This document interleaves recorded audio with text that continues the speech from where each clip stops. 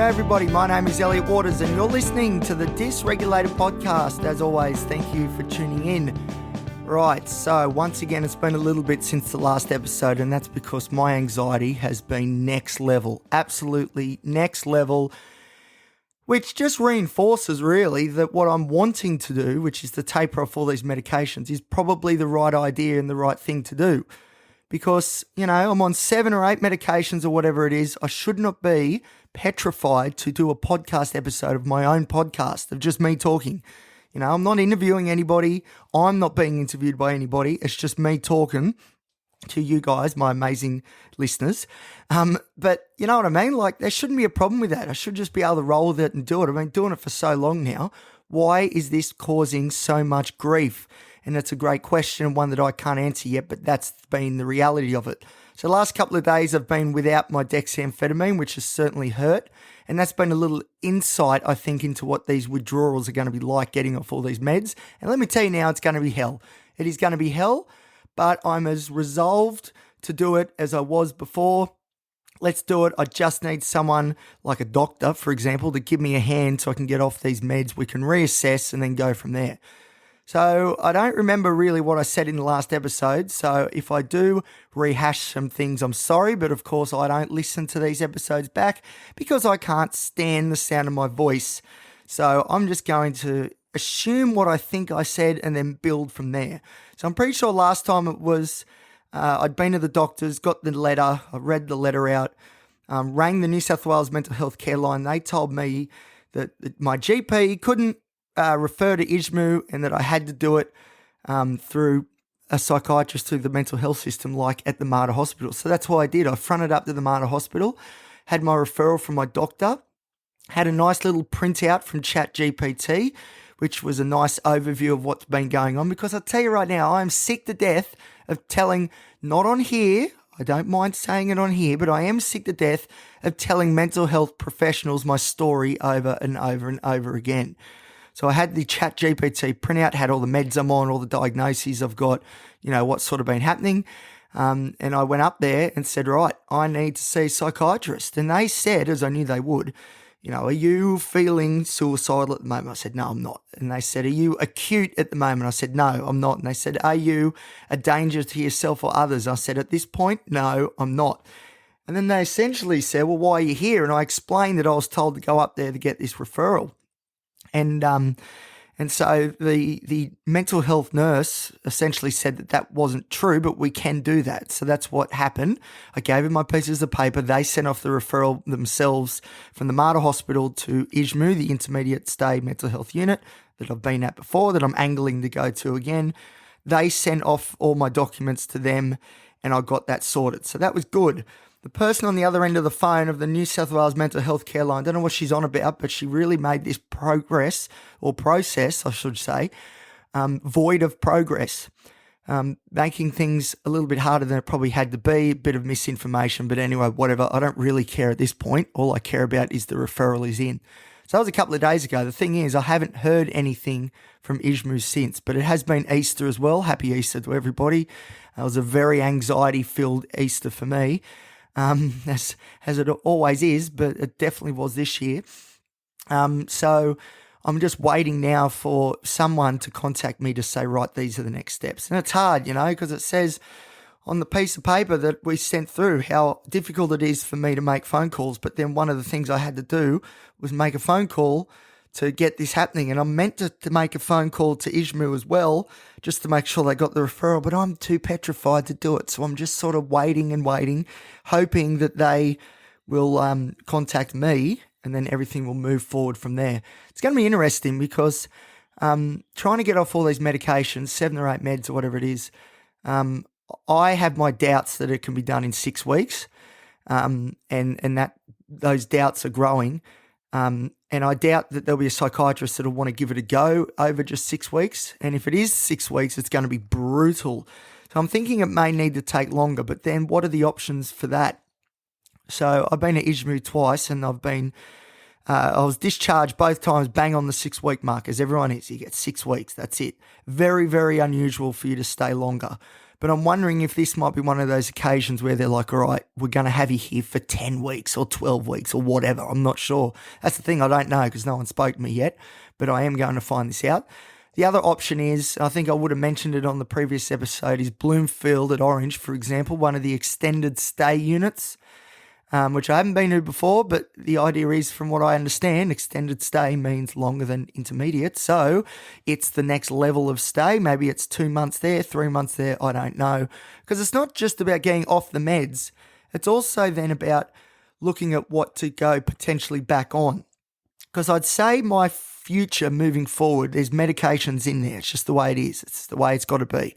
I just don't think there needs to be as many that I'm on now because, you know, with all the side effects that I get from the meds currently, the long-term potential implications, which ties into my health anxiety, this idea that potentially, you know, like there might be some, it feels like there's going to be some early onset dementia or, you know, there's memory problems, already is memory problems, short-term in particular, executive dysfunction.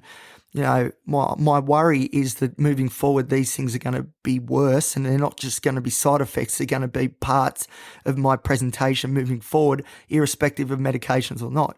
So I want to try and avoid that if I can. But at the same time, let's be real. There's a lot of different disorders going on here. I'd be very, very surprised if moving forward, my future is one without medication. The thing is, I just don't think there needs to be 7 of them. Maybe 2, you know, like an antidepressant and a mood stabilizer, maybe, perhaps. I don't know. I'm not sure. That's not my decision to come up with because let's face it, all the ones that I've come up with, all the ideas I've come up with hasn't worked. So I'm taking a back seat on this one as much as I can. But I do need to hear from the mental health system what the next step is. I'm not sure what the next step is going to be. So that's sort of what I'm waiting for now. And part of the problem is that I really should be making a phone call and trying to find out what the go is, but I'm just too scared. I'm too petrified. It's freaking me out, man. It's freaking me out. So that's the latest on that front. And it is getting really difficult now. Like the anxiety is just, like we know it's always there, but it's not getting any better. It's getting worse incrementally, but over time, overall, it is definitely getting worse. For example, I've been going to the Knights game still, but I almost didn't go to the last one because I was too anxious to go over to the stadium. That tells me things are not going well because at the moment, the only thing really I've got to look forward to and hold on to is the fact that I've got Knights games to attend. Very cathartic, yelling at the opposition, yelling at the referee, you know, trying to tell the referee to get the opposition on side because obviously the touch judges aren't doing the job, so someone's got to tell the referee, and I'm happy to be that person. But if I stop going to Knights games, then that's it pretty much. There's not really much more going for me in regards to enjoying life like I should. Then it just becomes, just the monotony of working, sleeping. Speaking of that, I did have a few days there, sleep again, because I ran out of my amphetamine medication. So there were 2 days there where I just slept, and that's been really, really difficult. That's sort of been a bit of a bit of insight into what might be coming, because essentially I was off the amphetamine for 4 or 5 days, I think it was. And withdrawals definitely kicked in and I couldn't leave bed. It was horrendous. And I think that's a little bit of insight into what might be coming. And that's why I can't do this, tapering off all these meds, because that's just like a little sneak peek of what's to come. I can't do that in the community. I can't do that here at mum and dad's place, in my bed, in my room where I grew up in. I can't do it. It's a bad enough environment as it is when it comes to emboldening my inner critic and that idea that we're failing at life. I do not need any more reminders of that. If I try and withdraw off these medications, because things are going to get a lot worse before they get better, it can't happen here. It just can't. I cannot see how this happens outside of a hospital. That's just the way it is. And I'm okay with that. I'm at the point now where I've accepted it. Now I just need the hospitals to do their part. Contact me, please. Please don't make me do the phone call, because it may not come. And let's get a framework around me to get off these medications, get back to zero, see what the new baseline is, and then go from there. Because as I said, I reckon medication's still going to be a part of my future, but I think we need to peel the layers back and see what we're dealing with here as a baseline and then go from there. Maybe add an antidepressant or a mood stabilizer, and that's it. That's what I'm thinking anyway. But, it's up to the doctors now. I'm more than happy to take my hands off the wheel and say, you guys just come up with a plan. I'm going to follow it as good as I can. Let's see how we go. So that's the latest. Still waiting on news from the mental health team to get back to me and let me know what the plan is moving forward. But I'll let you know as soon as I know. Don't you worry about that. But it's been a tough few weeks. There's a reason why I haven't done an episode in a while is because it's been difficult. It's been very difficult, very anxious, and I've been struggling a lot with finding why I'm making these sacrifices in life. What is it that's driving me forward? That's a question that I really need to figure out, which I think I need to figure out off the meds.